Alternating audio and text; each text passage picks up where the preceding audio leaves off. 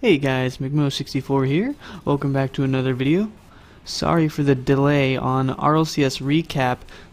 There's been a few issues, so Special and I have decided that we are bringing it back to my channel. He will still collab on the videos, but everything is going to be posted on my channel instead of Rocket Stop. Let's go over Week 1, North America.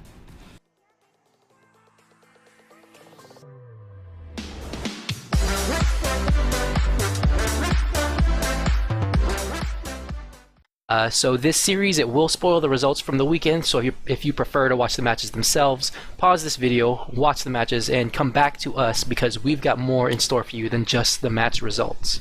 So our first segment is just general talk, just general stuff that's happening in Rocket League this week. Mo, do you have anything to bring up? Actually, this week, Psyonix announced their Rocket Pass 3 and Esports Shop update.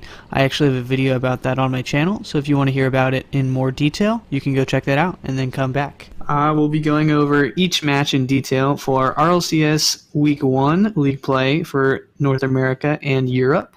And if you want to see information for the regions such as South America or Oceania, you should go watch the matches themselves, or I bet you there are other content creators who cover that as well. Indeed. So jumping into it, let's go over the first match of North American League Play, which was Ghost Gaming versus NRG. You have thoughts about that match, Mo? It ended up being a 3-1. It was pretty close overall, actually. The scores weren't that far away, and NRG, they did pretty well. They started off a little slow, but both teams... They definitely did start off a little bit slow. I noticed Fireburner particularly wasn't shooting his shots particularly great. Like the first real good opportunity that I saw Fireburner score was in Game 4, and he finally connected with one. But before that, like in Games 2 and 3, he was missing like fairly routine like double touches. But as we got further into the series, I'd say they warmed up a little bit, got their first week nerves out of the way. Yeah, definitely. I bet all these teams have nerves on the first week. I think Rizzo said something like that in his post-game interview. That he did. Do you have any abstract thoughts about the NRG Ghost game? Any thoughts on how Ghost looked on their first performance in RLCS with this new roster? I feel like they played better than expected, but still not good enough for them to get out of the middle of the pack where they've been stuck for the past few seasons. Yeah, I mean, last season they took NRG to Game 5, so only taking them to Game 4 this time is a bit of a downgrade. You know, with the addition of Illusion, I'm not necessarily sure that he was the right person to pick up from Allegiance. I think that Seabass, who is now the Ghost sub, always looked like the best person on the Allegiance team, and I struggled to see why Illusion was picked up over him. Right. One of the things the caster said during the stream was that after having like a single good run in a tournament, they chose Illusion, but they should have like tested it out on more tournaments. Yeah, and I agree that Seabass is better overall. Yeah, they did qualify to DreamHack, I believe, with Illusion. They did that fairly easily. I think they beat G2, and I'm struggling to think of the other RLCS team who they beat in the DreamHack qualifications, but that's neither here nor there. I think they did okay in this first game against NRG. These first week jitters is going to hit everybody, but like you said, I don't think that they're really advancing. I think it's a little bit more of a downgrade. It'll be interesting to see how they play once the jitters are off of everyone and they get acquainted as a new roster. Yeah, I agree. I think week 2 is everybody's gonna be settling in a little bit better. So with that said, let's move into our next game, the Game 2 between, I believe, Splice and Cloud9. Correct. That was a 3-0 sweep by Cloud9. Well, while it was a 3-0 sweep, every single game did go to overtime, and they were all just one-goal games because of it. I think Splice did okay, but they definitely didn't... They were kind of lacking on the offensive side. Yeah, if you didn't watch this series, the numbers are very deceiving. Like, Cloud9 seemed like they were shuddering under the pressure of protecting their world champion title. Indeed. I think, doesn't every RLCS winner, like, kind of falter the next season? Well, with the exception of Dignitas. It seems like it. Yeah, because Flipside, like, they barely made land in Season 3. IBP obviously didn't make land in Season 2. And then Envy almost got relegated the season after they won. So It seems like there's sort of like a RLCS champions curse, with the exception of Dignitas. Yeah. Dignitas held on to it for an extra season or two. Indeed. So, thoughts about any individual player performances for Cloud9 or for Splice during this series? I think Karma played pretty well overall. She had a couple of solo plays where she clutched up. I think, though, there were a few times where she just missed a bunch of easy hits that she should have gotten. And I think if they did more team plays, that they would have done better against Cloud9. Yeah, that makes sense to me. I think that Karma, at least for this weekend, definitely looked like easily the best player on her team. I think she also shared that characteristic at the DreamHack open bracket play-ins. Jay was like he did have a couple of really nice like solo plays, and Dude with the Nose was kind of ultimately quiet. He was going by Nose God because he apparently feels like he's playing better than he's ever played in his life. So I hope he actually plays to that standard. And overall, I think Splice looked okay, but their offense definitely needs work. Right. Cloud9, on the other hand, didn't really have any problems in maintaining pressure or offense. Even though the games were only 1-goal games, they all went to overtime. I think Cloud9 did hold it pretty handily. Their defense, though, looked a little bit shaky. And it has been for the entire offseason since they won RLCS. They haven't had the greatest of results, at least compared to Cloud9 standard in this offseason.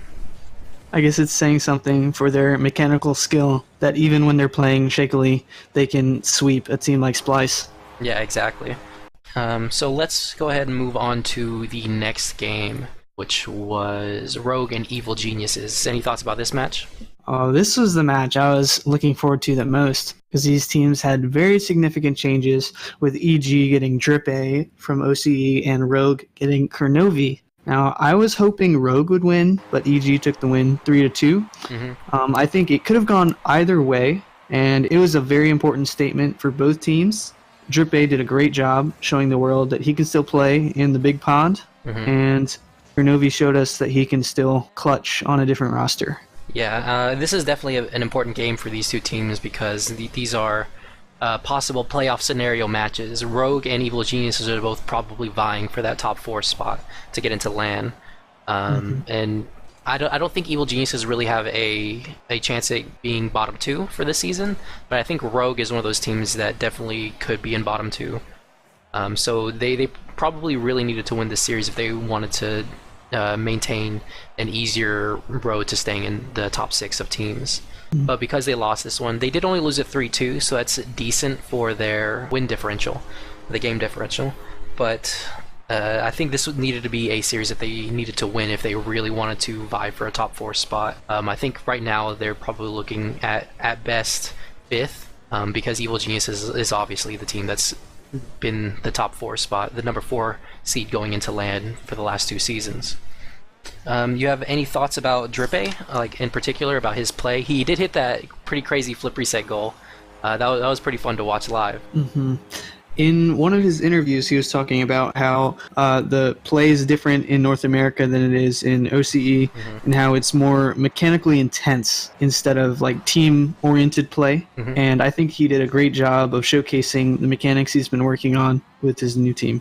Yeah, that's a pretty interesting statement. It does make sense that he's focusing more on like a solo plays or mechanical plays instead of a team plays, because when you think Evil Geniuses, you don't really think great passing plays or great possession plays. You think more like bumps, demos, things like that, not necessarily team plays. So I guess that makes sense for Drippe.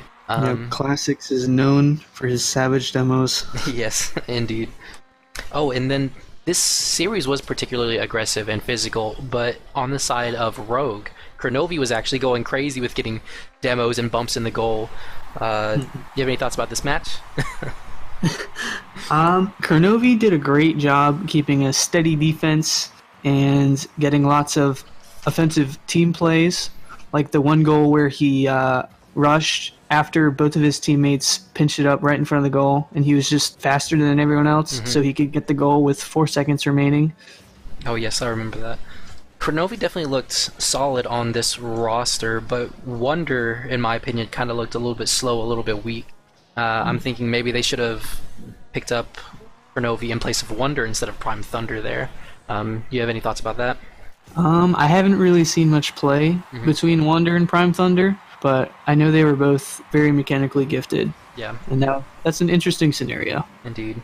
All right, so let's move on to the next match, Splice versus Ghost Gaming, and this one was a very, very important match for both teams. That it was. I expected the result that happened with Splice taking the win, 3-2. Mhm. It was very close. I guess Splice is just saying that they're here to play and trying to push off those rumors that they're going to end up in the bottom two. Yeah, I think everybody was expecting Splice to be the league's punching bag for this season, like, Set to Destroy or Allegiance were for previous seasons.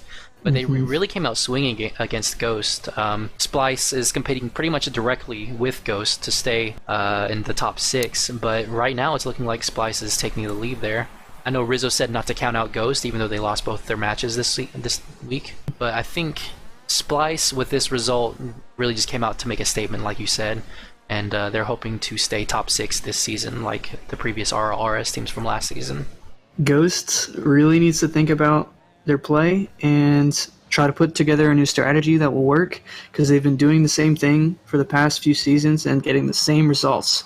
So if they want to improve, they need to make a change. And I think they might have thought that their roster change with Illusion was that change, but maybe it's just like a strategy change that they need. Yeah, like I've seen people talk about it before, where Ghost kind of gets into this. We'll let them come at us with the ball, and eventually they'll give away possession, and we'll take it and we'll go do whatever with it.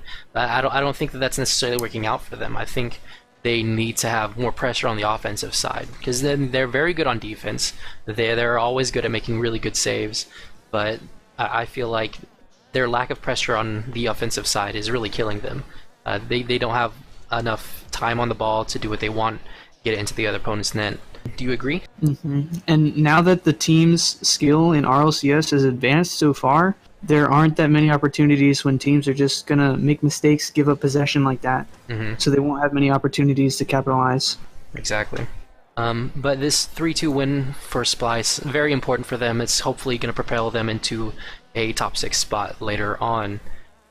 With that said, let's move on to the last match for North American League play. And this one was interesting. This is G2 versus Space Station Gaming, who was formerly bred. G2 actually had to reverse sweep Space Station to get this win, which was a little bit nail-biting, a little bit nerve-wracking, but also very hype and very fun to watch. I think Space Station is a really promising team, but they did have problems with finishing their shots. Yeah. If they finished their shots, they definitely would have swept G2. Well, there was that 6-minute overtime where they had like 4 opportunities in the span of like 10 seconds. They hit the woodwork every single time.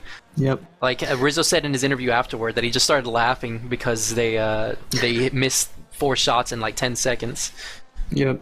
But, I mean, they did lose that overtime, but that was game 2 overtime, and then for the next 3 games, G2 kind of went crazy with it. They beat them by 1 in game 3, beat them by 1 in game 4, beat them by 2 in game 5. I just think G2, they started out really slow, really poorly, but they were able to gain their composure and were able to make these team plays and get shots into the back of the net. If Space Station can get their shooting accuracy up, I think they have a really strong chance of getting top 4. Space Station, they do look pretty promising. I think they're really competing against Evil Geniuses for that top 4 spot.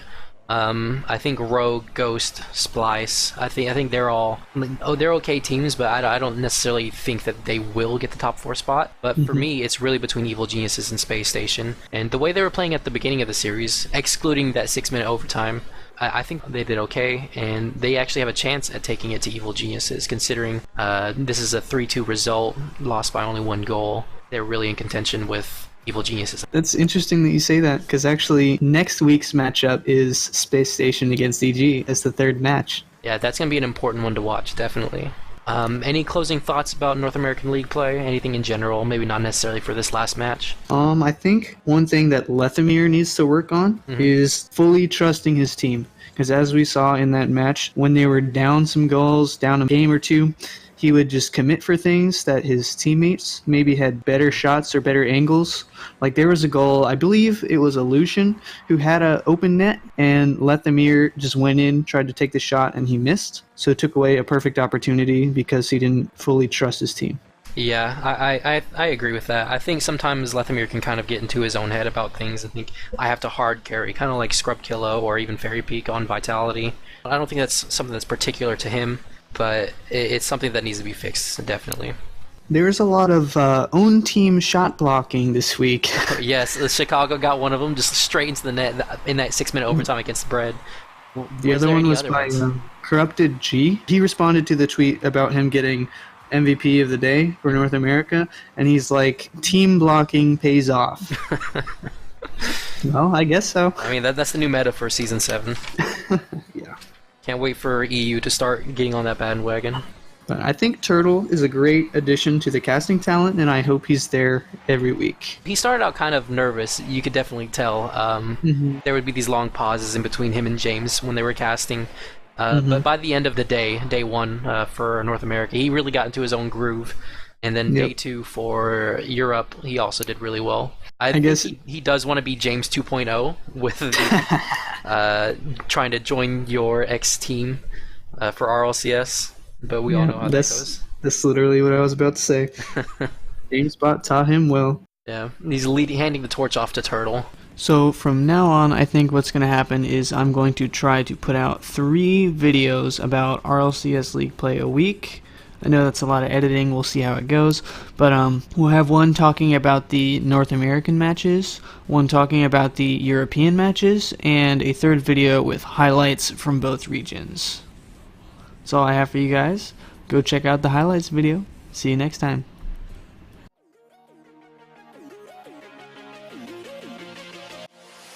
We'll be right back.